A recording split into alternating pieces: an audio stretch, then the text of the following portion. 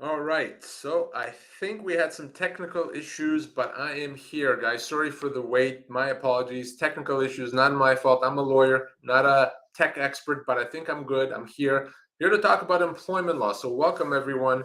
My name is Lior Samfiru. A few minutes late, but I'm here to talk about employment law. I'm one of the founding partners of Samfiru Tumarkin LLP. We're the largest employee side law firm in this country.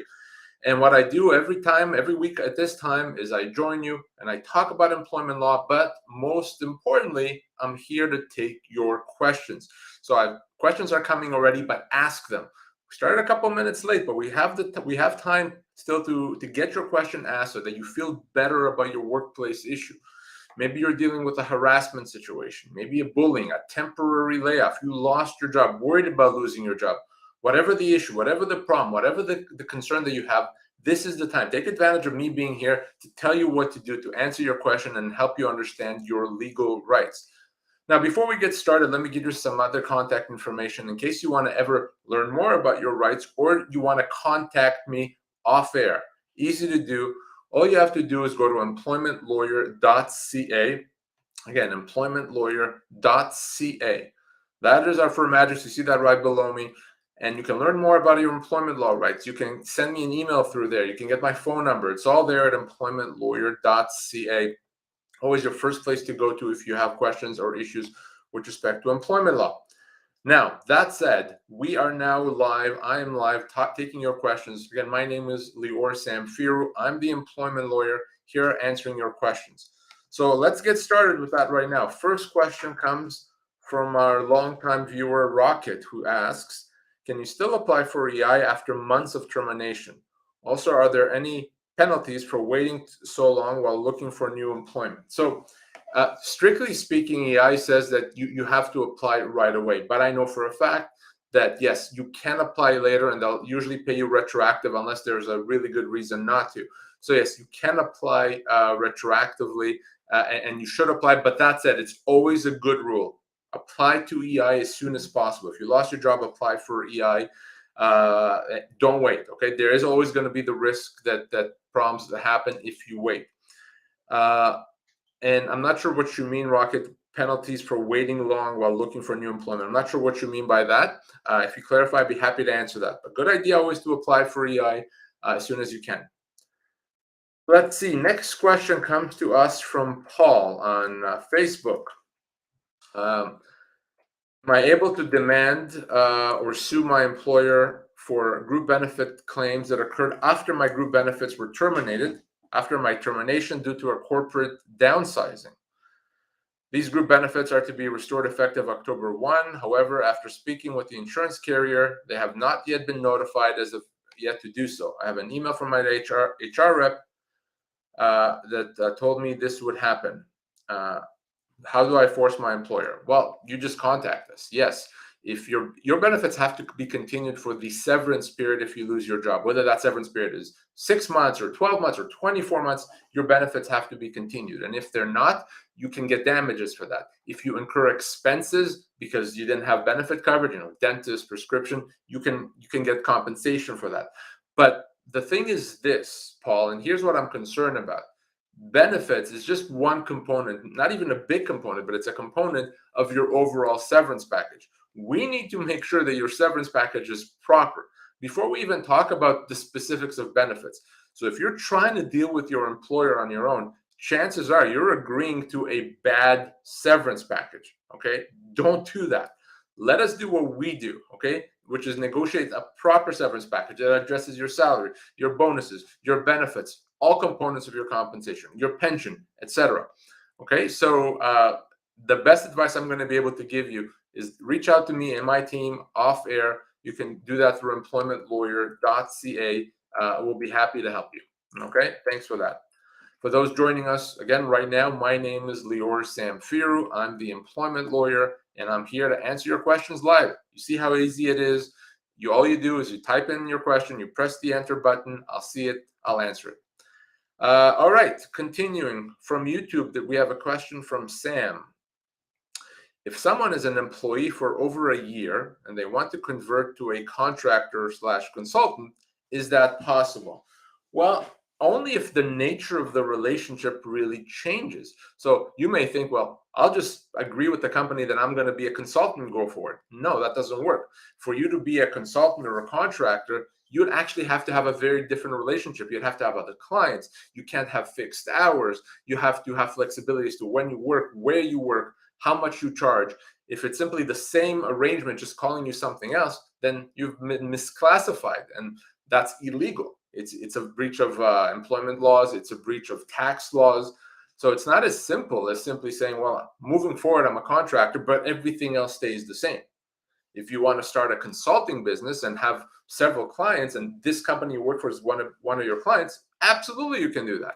But if it's simply you work for them full time and call yourself a consultant, that's not legal. That's not going to pass mustard. So you're gonna potentially get into legal trouble if you do that.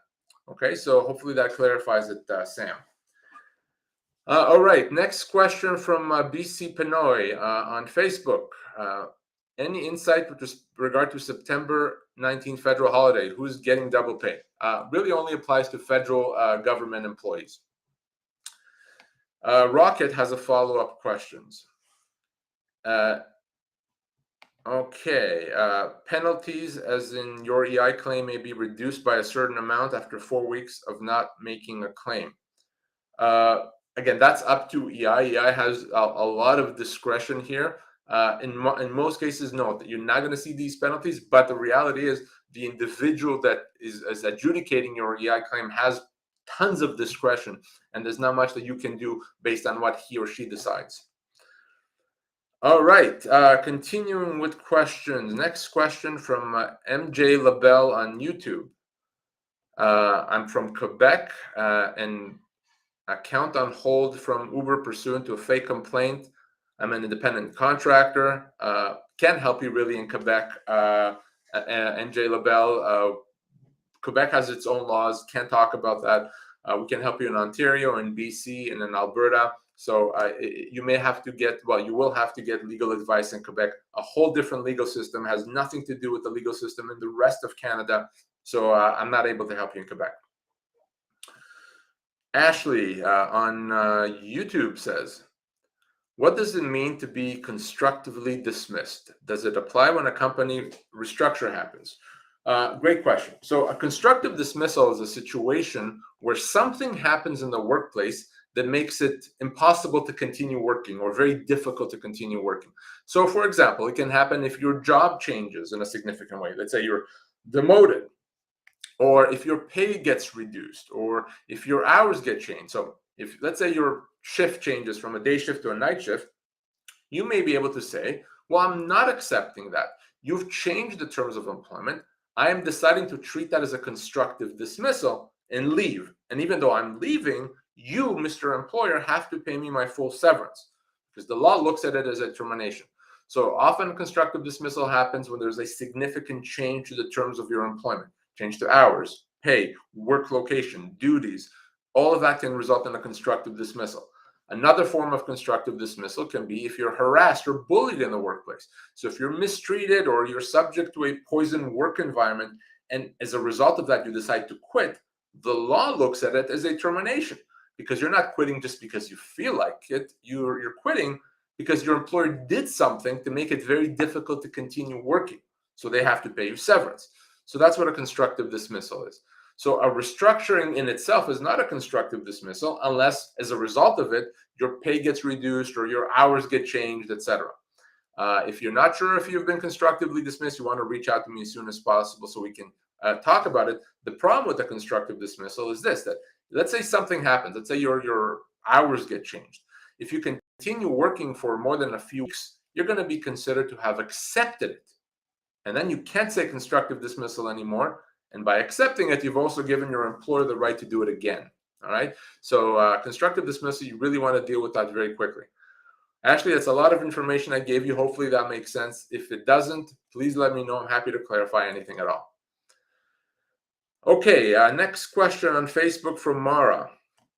How do you properly deal with an aggressive manager? Great question. And, every situation obviously is different. But number one is what you want to do is you want to always document what the manager is doing.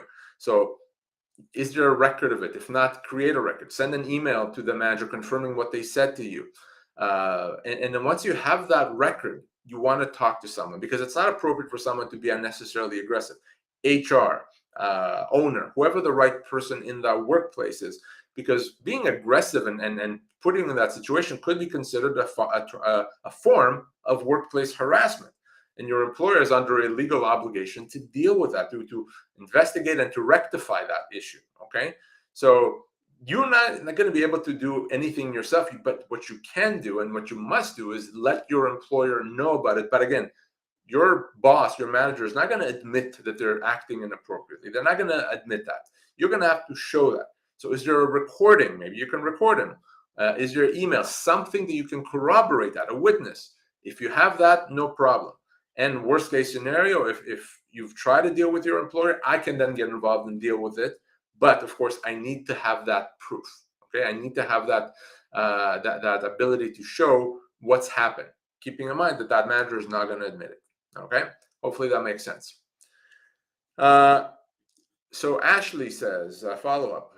My company is talking about a restructuring, and I'm worried I may be let go. I've been there 12 years, but I haven't signed the contract. So if you're let go, Ashley, that's not a constructive dismissal. That's just a dismissal, right? A constructive dismissal happens when you leave because something happens.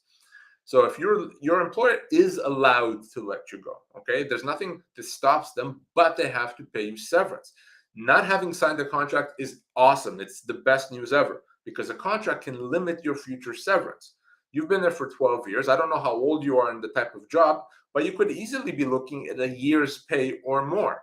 Okay, so if they let you go, the question is, did you get proper severance? If that happens, if they let you go, you call me right away. We'll look at what you've been offered. Chances are, 90% in fact, that the severance that they offer you is a lot less than what you're actually owed. They just hope you don't know about it. Well, if you're watching me now, you know about it. So chances are you're going to be owed a lot more than what they've offered you. Easy to resolve. We do that all the time. Again, you could be looking at 12 months. You could be looking at even more than that. If you're a bit older or if you have a senior role, you could be looking at as much as 18 months pay. Okay, so definitely important to call me. And for Ashley and for anyone else, if you want to find out on your own how much severance you are owed, okay, easy to do. Our regular reviewers know this already, but you can always grab your smartphone, your tablet. Here's what you do. You go to pocketemploymentlawyer.ca. You see that address right below me, pocketemploymentlawyer.ca. When you get there, you'll see our severance calculator tool. Severance calculator does exactly what the name suggests. It calculates and tells you how much severance you are owed. It's completely free. It's completely anonymous. You don't have to put in your name, company's name. You don't have to put in your address, none of that. It's just there for your benefit.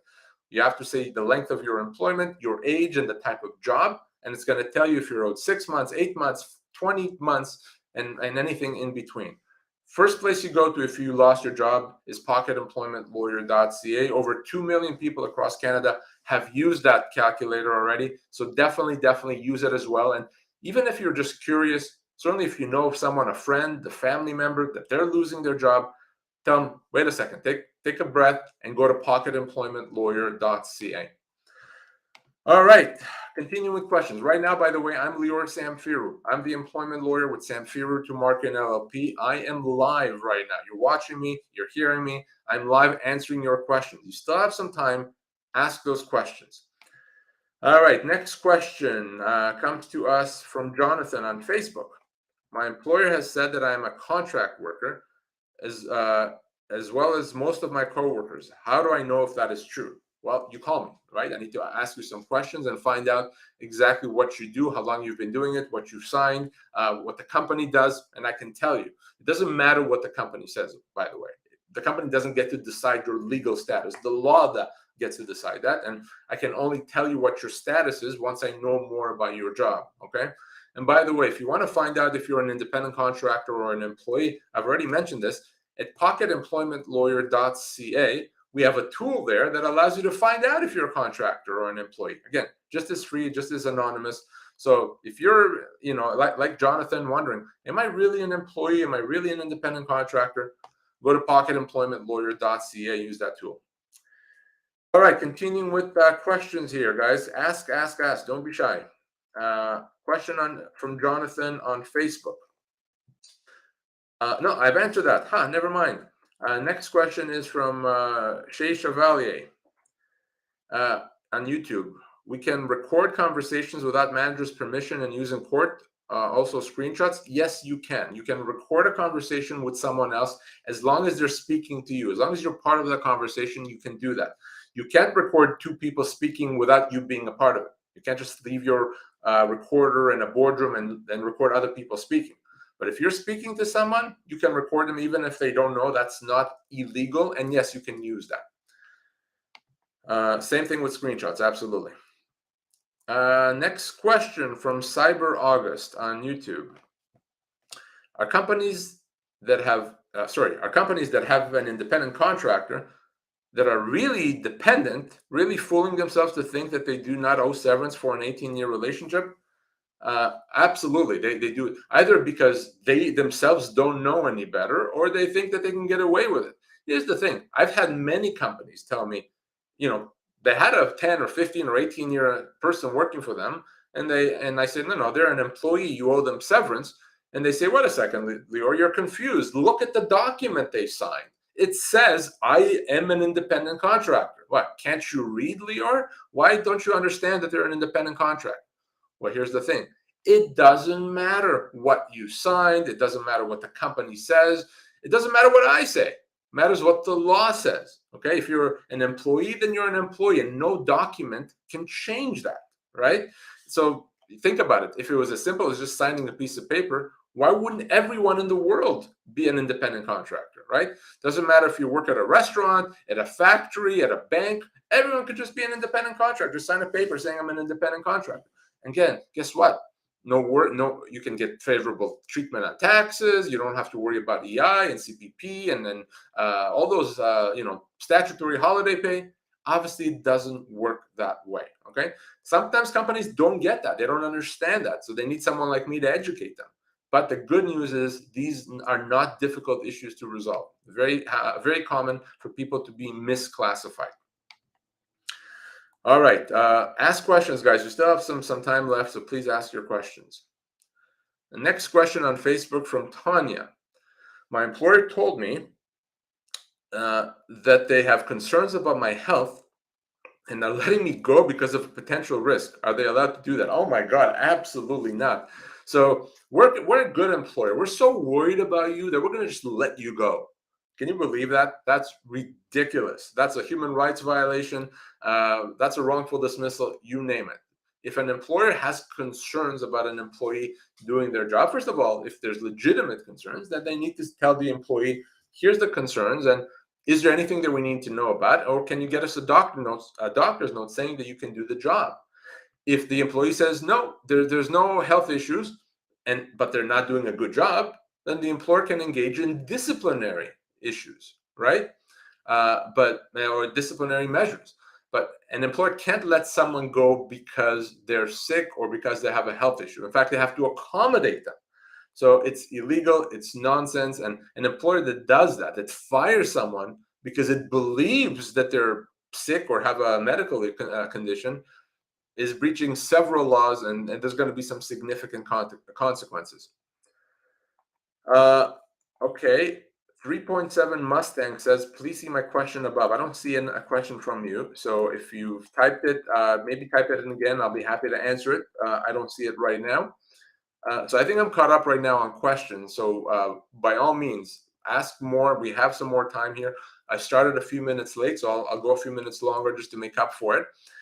Something else, I talked about constructive dismissal. One form of constructive dismissal is a temporary layoff. If you're put on a temporary layoff, you have the right in most cases to treat that layoff as a constructive dismissal.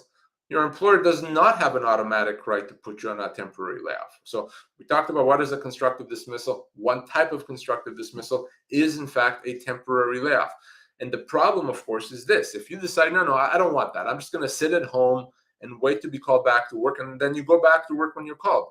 The problem with going back to work after a temporary layoff is that you've given the company the right to do it again. So the company didn't have a right to put you on a layoff, but you accepted it. You let it happen.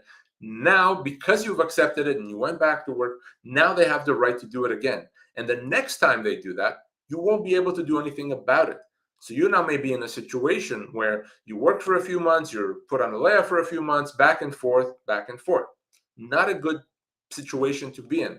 So you really, really have to consider, if you're put on a temporary layoff, are you really going to accept that? Are you going to allow that to happen again and again? Or is it better off to say, no, we're done here. I'm going to get my severance from you and I'm going to move on somewhere else. It's your decision, but you have to really think about what the consequences can be. And of course, if you want to pursue a constructive dismissal, if you want to pursue your rights in a temporary layoff, or really in any situation, let's talk. Call me, email me. You can do that easily through employmentlawyer.ca. You see that right here, employmentlawyer.ca. Be happy to chat with you. And phone number is there, email address is there. But that's for later. Right now I'm live. More questions coming. Ask your questions, okay? Don't start asking them after I've already turned off the computer. Ask them right now. All right. Shay Chevalier has a follow-up. My bosses have been overloading me by 15 to 20 hours a week for years. While their favorites do little, they refuse to acknowledge it. I am known as very industrious and polite, timid. Worried about about more ostracization if I begin any action. What are my options, please, including best way to leave? If legal action, could I also get compensation for all the overtime I have documented? Yes, absolutely. Listen, if it's not feasible for you to deal with the matter internally, then that's when I get involved. Okay, we deal with it externally. Okay, but that's the only option. Either you continue and it is what it is, or we deal with this as a constructive dismissal. So let's talk. Contact me off air. I obviously need to know more about your company, your hours of work, your job, what happened, who said what to who. And on that basis, we can have a plan of action to get you out of there. And yes, if you've worked overtime, you can go back 2 years to claim that if you haven't been paid. All right. Next question from Mark on Facebook. If my employer offers to give me extended benefits while I'm laid off, does that allow them to extend the layoff period? Well, remember what I said. Your employer does not have a right to put you on a layoff at all, okay? Whether with benefits or without. So you can treat that as a termination. So we're talking about extending. That's only if you allow the layoff to happen. If you allow it, then it's up to you to decide how long you allow it. It's not up to them. You can treat the layoff, whether it's a short or a long layoff, as a termination of employment. If that's what you want to do, happy to talk to you and get involved. All right, continuing. By the way, a couple more questions, a few more minutes here. I'm Lior Samfiru, so last chance to ask your questions. Giovanni on YouTube asks, can an employer refuse to hire someone who is suicidal even if he hasn't attempted suicide? Well, that's a tough question to answer because ultimately, how do you prove why an employer has not hired someone? If someone has a medical condition that may make them suicidal, then no, that can't be something that an employer considers. That's not a proper way or a proper reason not to hire someone. The problem here is a practical one, not a legal one. The practical problem is, how do you prove that that's what the employer did? It seems to me that unless the employer said so in writing, it's going to be very, very difficult to prove. So there's not going to be potentially much that can be done. Okay, so legally can't do it. Practically, again, how do you prove it? And that's the struggle here. All right, Cyber August has a follow-up question on YouTube. Can you look for new work after being given a 60-day working dismissal without jeopardizing your current situation, especially if you're going to claim for severance? So here's the thing. If you find another job but at the same time you're done or before you're done working, then you're probably not going to get any more severance after because you would have replaced your income. So I'm not telling you at all not to work or to look for work. In fact, I'm telling you should look for work. The problem is that if you are able to find a job, then you're not going to get severance afterwards. Keep in mind, severance is not there to punish the company for letting you go, right? Severance is there to help you while you don't have other income. So what flows is that you found other income, you found another job, it's going to reduce your severance entitlements. Okay. The best advice I'm going to be able to give you right now, Cyber August, is this: before you do anything, before you sign something, before you look for work, before you accept a job, before you do anything, call me. Okay. At the office, myself, my team will speak to you. We want to understand exactly. We may be able to get you severance now, not even 60 days from now. Okay. Time may not be on your side if you think you're going to find another job. So why don't we deal with this now, today, not in 60 days? So contact me through employmentlawyer.ca. You see that address below me, employmentlawyer.ca. Phone numbers there, email address is there. It's all there, and I'm happy to connect with you that way. Guys, I think that I've caught up on the questions, so I think we'll call it a session here. Thank you very much for joining me today. Always a pleasure to come here, answer questions, hopefully help ease some concerns. My name, again, is Lior Samfiru. My colleague, Alex, is going to be here tomorrow at noon Eastern time to talk more about employment law. I'll be here next week, but don't wait. No, don't wait for Alex tomorrow. Don't wait for me next week. If you have an issue that needs to be addressed, contact me off air now. Again, just go to employmentlawyer.ca. It's Samfiru Tumarkin. We help employees across Canada, Ontario, BC, Alberta. So happy to connect with you. Thank you as always for the time. I always appreciate and respect the fact that I have this opportunity to speak to you. We'll talk next week. All the best. Thank you.